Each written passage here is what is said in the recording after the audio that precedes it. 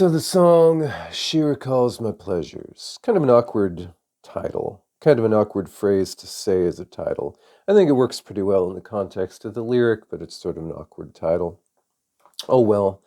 Lyrically it's about two people who are basically comfortable in middle age, but the man of the pair was sort of a decadent scumbag back in the day, right? And, she's aware of it, and she kind of knows that it's hanging as a shadow over them while they try to find happiness in this more kind of quiet and mundane version of their lives, with the sort of simmering low-level awareness that there's some part of him that's not being expressed.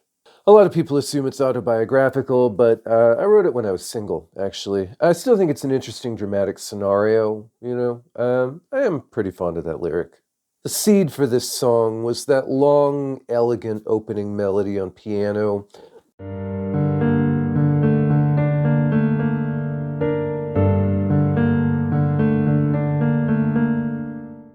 It was one of the earliest things that I wrote back when I started trying to learn how to develop things better on piano. So this goes as far back as almost anything in the Electric Brain, Electric Shadow discography, other than one or two songs. I do still think that's a really neat musical phrase, I got very excited when I wrote that. It kind of felt like, it was one of those moments when it really sort of felt like I was finding my musical soul somehow.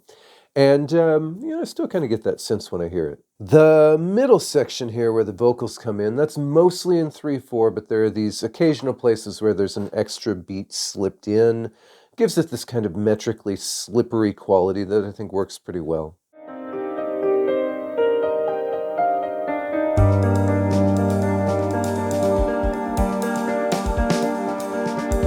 She recalls my pleasures and the far-off sins.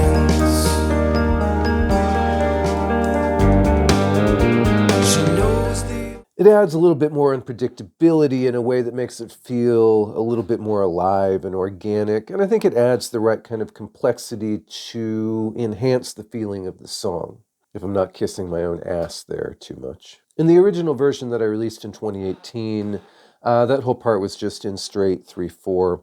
I wanted to do something more elaborate then, but I didn't really have the confidence for it, or even a clear sense of quite how to do that. And so, it's one place where the vision of this song is being expressed much better in the re-recording, I think. After 2 verse cycles, the transitional theme comes back in, and in the 2018 version, there was sort of a dinky little keyboard solo.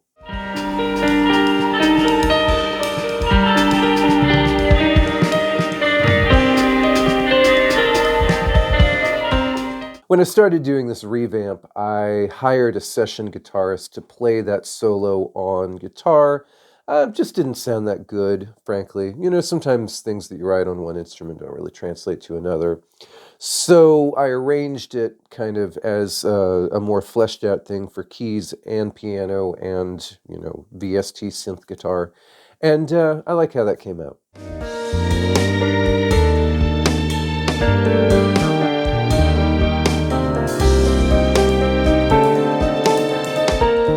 Then you have this little coda here, this kind of quiet, postscript.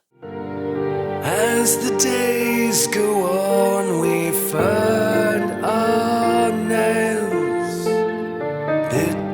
When I was writing this song, I kind of took it for granted for a while that the opening theme should come back at the end with kind of a big build-up and maybe a long guitar solo.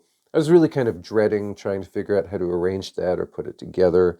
I just didn't know what the hell I was going to do with it, really, And I had the sudden thought, well, what if I just stopped there, right?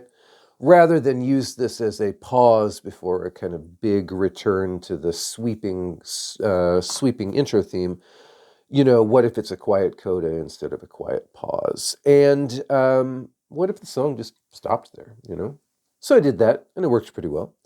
And it turned out to be the right decision, So there's a lesson there, I think, which is that, if you have something that you think you have to do and you're dreading it, try just not doing it. See if you can get away with that. So that's the big life lesson I've spent this whole video working toward. Very inspirational.